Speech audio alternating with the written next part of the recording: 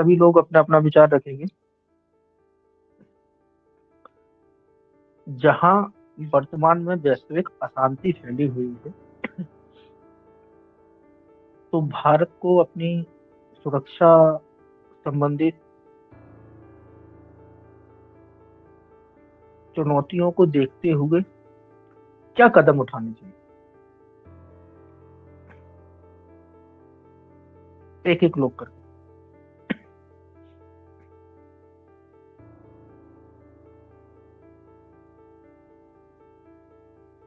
कोई भी, जिसको जो समझ रहे हो प्रश्न को।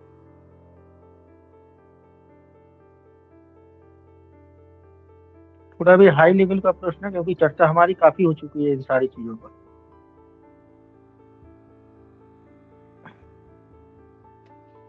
श्रीमान जी, जहाँ पर अशांति फैली हुई है उस स्थान पर तत्काल उचित कार्रवाई करते हुए अरे पहले नहीं, तो वहां के हाँ, माहौल को शांत करना है। जी।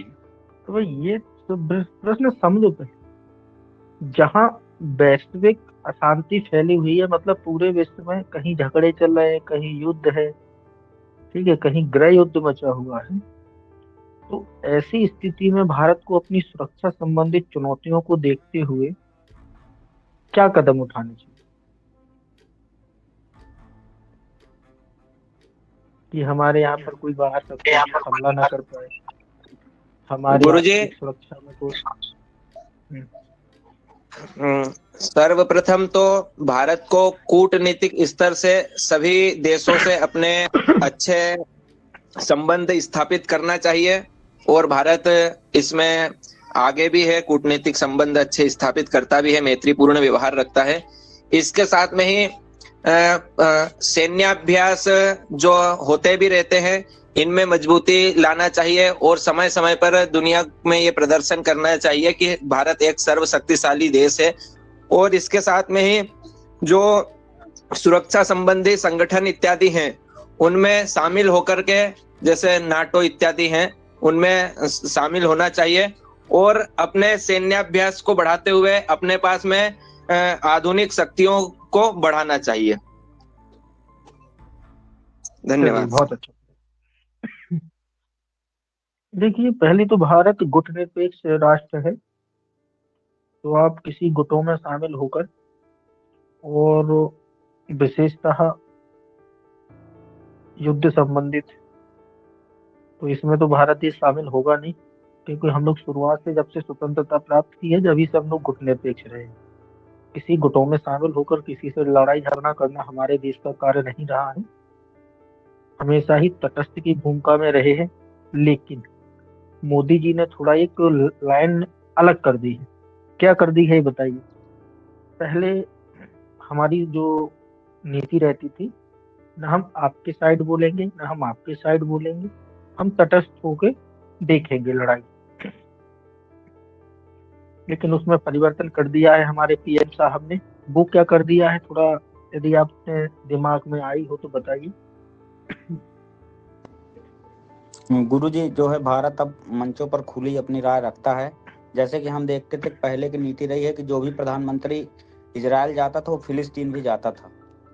परंतु अब हमने देखा कि जब से प्रधानमंत्री मोदी, उन्होंने फिलिस्तीन की यात्रा अलग की, इजराइल की यात्रा अलग की, और हमास के खिलाफ हमेशा हमने देखा है कि भारत ने फिलिस्तीन का समर्थन तो किया है, परंतु उसके साथ साथ हमास के खिलाफ जो है उसकी गुटबाजी जो है कहीं ना कहीं निरपेक्ष रही है। परंतु इस प्रधानमंत्री जी ने सीधे तौर पर हमास को जो है दोषी ठहराया है और फिलिस्तीनियों के साथ खड़े हैं। तो हम देखते हैं कि अब भारत कूटनीतिक मंचों पर वैश्विक स्तर पर अपनी राय जो है निष्पक्ष रूप से रखता है।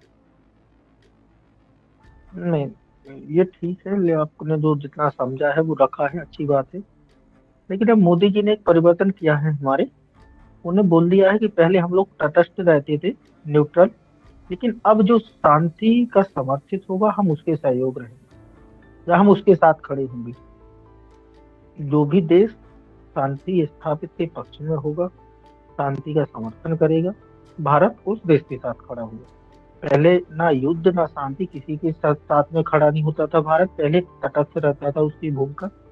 लेकिन अब जो भी शांति क्षेत्रों में बढ़ावा देगा या उसकी ओर कदम बढ़ाएगा, भारत देश उसके साथ खड़ा हो। इसका मूल कारण फिलिस्तीनियों के साथ खड़े होने का पता है, यही है। क्योंकि फिलिस्तीन देश नहीं कोई हमला कर रहा है या कोई युद्ध कर रहा है इजराइल से, वहां एक संगठन कर रहा है।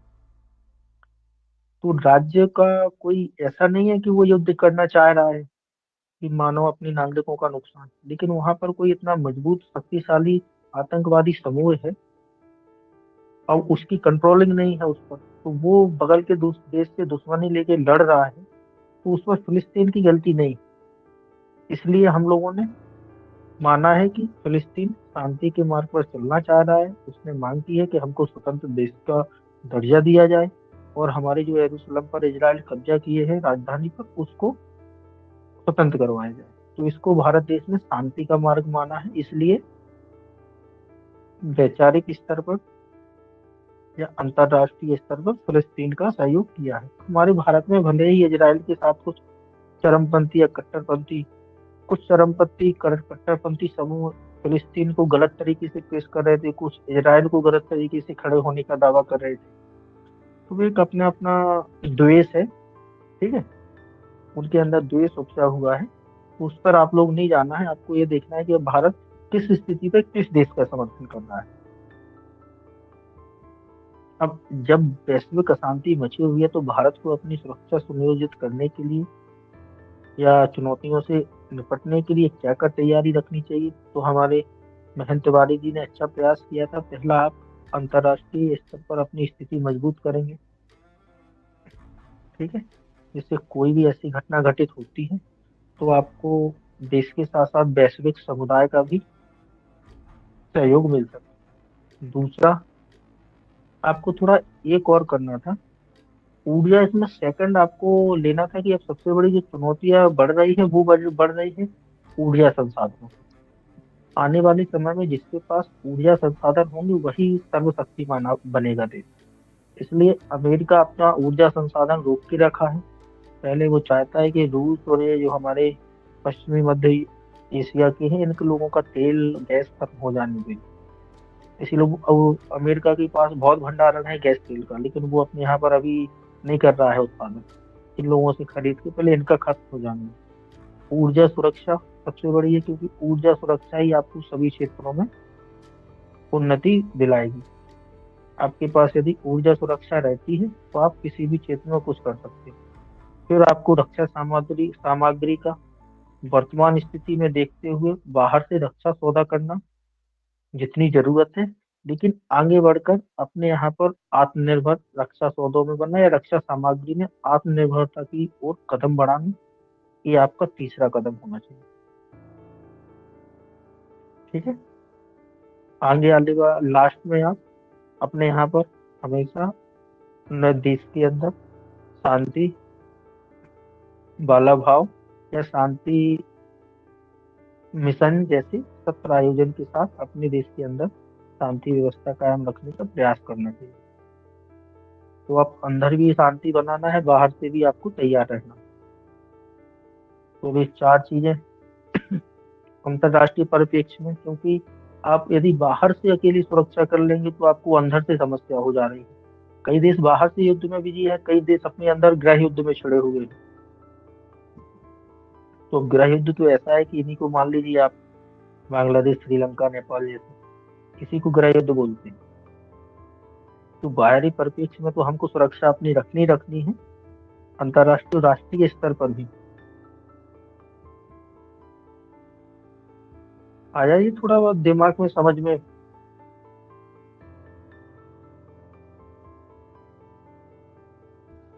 जी श्रीमान जी। तो ऐसे प्रश्न बनेंगे इंटरव्यू, तो क्या होता है कि इंटरव्यू में कोई भी ऐसी चीजें दिख रही हो तो उसको जोड़ के फिर आपका दिमाग आईक्यू का परीक्षण ऐसे ही किया जाता है कि आप ऐसी स्थिति में आप क्या सोच लेते हैं बेहतर, कि आप इसमें क्या कर सकते हैं ऐसी स्थिति में। तो आपको आना चाहिए ये करना। आपको वर्तमान में किस क्षेत्र में लग रहा है कि भारत ने बेहतर कार्य किया हो?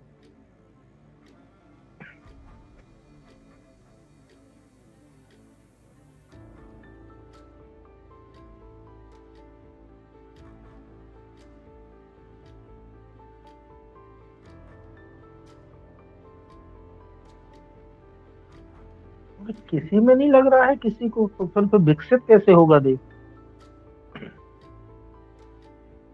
गुरुजी आईटी सेक्टर और इंडियन स्पेस के क्षेत्र में जो है काफी अच्छी पहल की है इंडिया। पहले तो भारत सभी क्षेत्रों में अच्छा कर रहा है, जी लेकिन मुख्यतः कहा जाए तो हमारा स्पेस और आईटी सेक्टर। दोनों चीजें बता देनी, क्योंकि ये बहुत बड़ी उपलब्धि है भारत देश के लिए। यदि इसका आप बताना जाए तो फिर क्या एक दो चीजें बता सकते हैं कि क्या किया है? जैसे कि चंद्रयान की सफलतापूर्वक लैंडिंग, 104 जो है उपग्रहों का अलग अलग देशों के एक साथ प्रक्षेपण सफलतापूर्वक, और सूर्य का आदित्य L1 के माध्यम से सूर्य का अध्ययन करने वाला भारत विश्व का पहला देश है। चलिए, कोरोना का मंगलयान गुरुजी। वो तो काफी पहले हो गया। अभी ये रिसेंट की बताना है, इसका पूछने का मतलब अभी रिसेंट का है। श्रीमान जी आईटी सेक्टर के बारे में कुछ बता दीजिए। आईटी सेक्टर का मतलब ये है कि आप अपने यहाँ पर अब ड्रोन बनाएंगे, एआई टेक्निक की ओर इस पर बढ़ावा देंगे। रोबोटिक्स डिजिटल में इंडिया भी आप गुरुजी इसके अंतर्गत आए। ये डिजिटल आप टेक्नोलॉजी का उपयोग कर रहे हैं। इसमें केवल ये बताना है कि वर्तमान की जो चीजें हैं जिसमें भारत आगे आएगा, तो वो आएगा आप रोबोटिक्स में, ड्रोन्स में, एआई में, आर्टिफिशियल इंटेलिजेंस में, क्वांटम कंप्यूटर में। ये आईटी सेक्टर होता है जिसमें किसी ये भी बोल देश की सकते हैं उन्नति कि ये सेमीकंडक्टर की उन्नत कर रहा है, जिसमें ये सारे ड्रोन और ये सारे आ जाते वो सेमीकंडक्टर एक छोटा पार्ट है, ये आपके बड़े पार्ट जो उनको समझ में आए। तो आपको हमेशा ही धर्मगुरु इस तरह से बड़ी बड़ी चीजें उठाना है, छोटी चीजें नहीं उठाना है कि अब आप उनको एक एक गिनती करवाने लगो। बड़ी चीजें मतलब ये उनको महसूस है हाँ कि हाँ एक तर्क संगत आपका नजरिया है, वो आप देख लेते हैं ये चीजें अच्छी कि क्या हमारा उन्नति है, किसमें हमारी छवि बनी हुई है वैसे, ये सारी चीजें। आपको भारत का अंतर्राष्ट्रीय स्तर पर सबसे अच्छा कदम कौन सा लगा, तो सबसे अच्छा बेहतर प्रयास किया हो भारत ने, बताइए। भारत ने दूसरे मुल्कों के आपातकाल के दौर में उनकी मदद की है, चाहे आर्थिक हो या मेडिकल की फील्ड में उनकी मदद की है।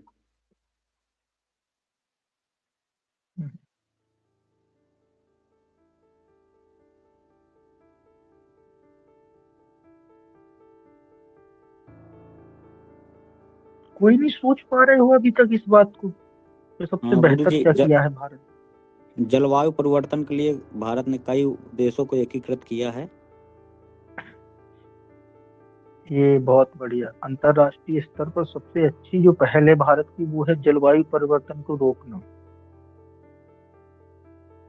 सबसे पहले कोई भी यदि समझौता होता है तो भारत अपने यहाँ पर लागू करता है, और जो भी वहाँ पर समझौते या टारगेट रखे जाते हैं सबसे समय के पूर्व भारत अचीव कर लेता है। तो ये सबसे अच्छी पहल है पूरे अंतरराष्ट्रीय स्तर पर भारत की। यदि आपको छवि बतानी है कि आप कैसे बताएंगे भारत की छवि, तो पहले तो हमारे पास रामबाण रखा हुआ है किसका?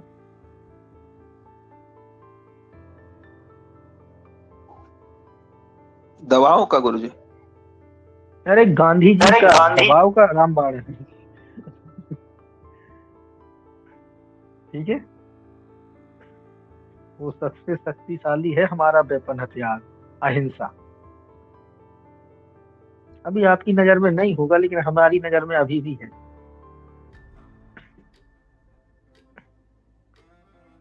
ठीक है। दूसरा आपका बेहतर प्रयास भारत का अंतरराष्ट्रीय स्तर पर जलवायु परिवर्तन का आगे आकर इसको रोकने के लिए प्रयास करना। तो मुझे गुरुजी बापू का है या फिर वो तो अपने पहले से ही है ना, अहिंसा परमो धर्मा गुरुजी। लेकिन सब कुछ पहले से रहता है, लेकिन क्या है कि उपयोग कौन कब करता है, जुड़ के उसके साथ चलती हैं चीजें। अब ये अहिंसा परमो धर्मा, ये एक हथियार के तौर पर उपयोग और लोग भी कर सकते थे, लेकिन और लोगों के पास इतना धैर्य नहीं था। ये उपयोग करके आए थे, इनके द्वारा चलाया गया था। अच्छी तरह से विदेशों में प्रैक्टिकल करके आए थे कि जहाँ ना अपना कोई फिक्र करने वाला, वहां पर ये हथियार उपयोग करके वो सफलता पाले कोई व्यक्ति, तो फिर उसके लिए भारत में तो एक साधारण हो जाए। और बल्कि अन्य लोगों को कोई विश्वास नहीं हो रहा था हमारे देश के स्वतंत्रता सेनानियों को। कुछ तो जब नए नए बापू जी के बारे में पता चला, जैसे कुछ लोगों को पहले से जानते थे, हमारे यहाँ पर आए तो वो 15 में है, लेकिन उसके पहले पत्र लिख कर भेजते रहते थे भारत की स्थिति कि आप कब आएंगे, तो वो स्थिति ज्यादा बिगड़ रही है। तो वहां से आ जाता था जवाब, रुकिए अभी थोड़ा उचित समय नहीं आया। तो स्थिति पर तो पहले से गांधी जी का भारत की यथा स्थिति पर रहता था पूरा नजरिया। लेकिन जब वहां पर उनको ये साबित करना था कि हम आपको, विदेशों में भी अंग्रेजों को जो अपने आप में बहुत वो मानते हैं, एक क्या बोलते उसको, निजाती है संस्कृति, ठीक है, कि अपने आप को महान मानते हैं जो, तो हम आपकी धरती पर ही आपको मात दे किया। ये उनका बहुत बड़ा कार्य किया ये बात। यहाँ जब भारत देश में आए हो, हमारी जनता उनके साथ जुड़ी, पता है कैसे जुड़ी थी? कुछ लोग तो आम लोग, किसान वो ये थे, ये उड़ रही थी बातें कि ये तो भगवान है, अंग्रेजों को उनकी धरती पर मार कूट के आए हैं, तो यहाँ तो इनका एक छूमंतर का खेल है वो भगा देना भारत। ऐसी अफवाहें चल रही थी। नहीं तो किसी एक व्यक्ति कोई बाहर से आ जाए और पूरा देश उनके पीछे चल पड़े। यदि आपको साधारण लगता है तो आप अपने गांव से कर लेना है कि पूरे गांव के अपने पीछे चला लेना किसी मुद्दे पर, तो मान जाएंगे कि हाँ कितना बड़ा कार्य था उस समय। लेकिन आज की परिस्थिति में कोई परिस्थिति आकलन करना, ये हम लोग बेमूर्ख होते हैं।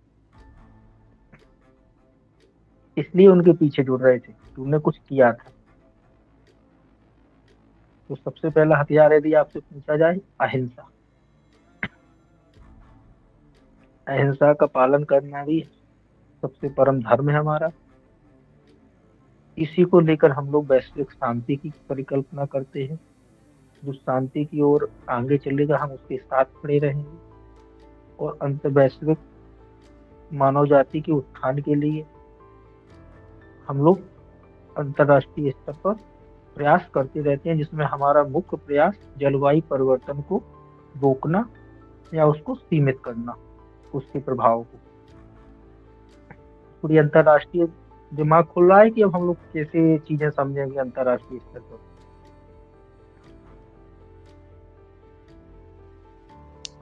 जी गुरुजी, थोड़ा थोड़ा समझ में आता है। पहले कोई भी चीज है तो उसमें दिमाग में सोच लिया होगा कि सबसे बेहतर क्या होगा हमारा। अब आपको गुरुजी, बताइए आपके जीवन से। आपसे जुड़ने के पहले तो हमारी विचारधाराएं कुछ और रहती थी गांधी जी के प्रति, और जो है आप विचारधारा नहीं, आप लोग क्या है कि ऐसा करते थे कभी अपने आपको, अब मेरी बात पर विश्वास मत किया करो, ठीक है? मान लेते हैं गुरुजी झूठ बोल रहे हैं या हम किसी अन्य विचारधारा को फॉलो करते हैं, कभी ये स्थिति अपने परिवार या घर में महसूस किया करो, ठीक है? कि जब कोई बात आती है, वो उस बात को लेकर हम लोग जब 4 लोग रहते हैं और इसमें मतभेद हो जाता है, कोई अपनी अलग राय रखता है, कोई अलग राय रखता है, और भारत जैसे इतने विशाल भूखंड वाले देश में, जहाँ अलग अलग संस्कृति के, अलग अलग भाषा के, अलग क्षेत्र के, अलग पहचान के लोग निवास करते, और उनको एक नीचे छत्र छाया में लाना। और गांधी जी इस बात को भी अच्छी तरह जानते थे, अंग्रेज उपयोग करेंगे इनकी एकता नष्ट करने का। उन्हें पता था कि यदि जब तक भारत देश में एकता नहीं लाएंगे, जब तक आजादी मिलना संभव नहीं है। इसलिए वो हर बात पर, अंततः आप क्या मानते, मैंने एक बार आपको बताया हो कि गांधी जी ने एक कितनी बड़ी लड़ाइयां लड़ी, पता है? सबसे पहले तो वो लड़ाई किससे लड़ रहे थे? अंग्रेजों से। दूसरा वो लड़ाई किससे लड़ रहे थे? मुस्लिम कट्टरपंथियों से। तीसरा वो लड़ाई किससे लड़ रहे थे? गर्मपंथी दल वालों से, जैसे जो आज हम आप युवा में है, जैसे सुभाष चंद्र बोस जी, इन लोगों से। केवल सुभाष चंद्र बोस जी नहीं, ऐसे जो गर्मी वाले कि वो एक लाल क्रांति या खूनी क्रांति के द्वारा आजादी लेना चाहते थे, एक इनसे। चौथा लड़ रहे थे वो किससे? अम्बेडकर से। अम्बेडकर अपना अलग से झंडा लेके घूम रहा था कि ये हमें तो इस देश में शामिल ही नहीं होना है, हमारा एक अलग करिए, हमारे साथ छुआछूत हो रही है, हमारे अधिकार नहीं मिल रहे हैं, तो हमें क्या लेना देना भारत की आजादी से, हम तो अंग्रेजों की गुलामी सही, क्योंकि इनके राज्य में हमको सुरक्षा मिलेगी, ये भाग जाएंगे, फिर ये फिर से हमके हमारे ऊपर अत्याचार करेंगे। वो पुराना इतिहास बता देता था। तो एक व्यक्ति और इन लोगों से लड़े। अब कल्पना करिए आप कि अब आज से बताइए कि आप किसको महान मानेंगे। सही बात है गुरुजी, उस समय बहुत बड़ी चुनौतियां थी, देश के बहुत संकट में था। और आप लोगों ने हमेशा गांधी जी को देखा होगा, वो क्या है, धोती में। वो बुजुर्ग की आपने फोटो देखी होगी कभी, एक नए इंटरनेट पर सर्च करना कि यंग गांधी फोटो, तो कुछ मिलेंगे, फिर देखना। वो व्यक्ति चाहता तो इंग्लैंड में रह के अच्छा होशियार वकालत करता, मतलब इतनी बेहतर लाइफ स्टाइल जी सकता था कि हमारे यहाँ पर देश के प्रधानमंत्री की भी नहीं हो सकती थी। लेकिन उसने वो सब त्याग कर क्या पसंद किया? भारत में रास्ते में घूमना, जेल में जाना। उस व्यक्ति ने भारत की जनता को आत्म साक्षात्कार करवाया कि आप हैं जो सब कुछ कर सकते हैं, दूसरे के भरोसे रहेंगे तो कोई कुछ नहीं कर सकता।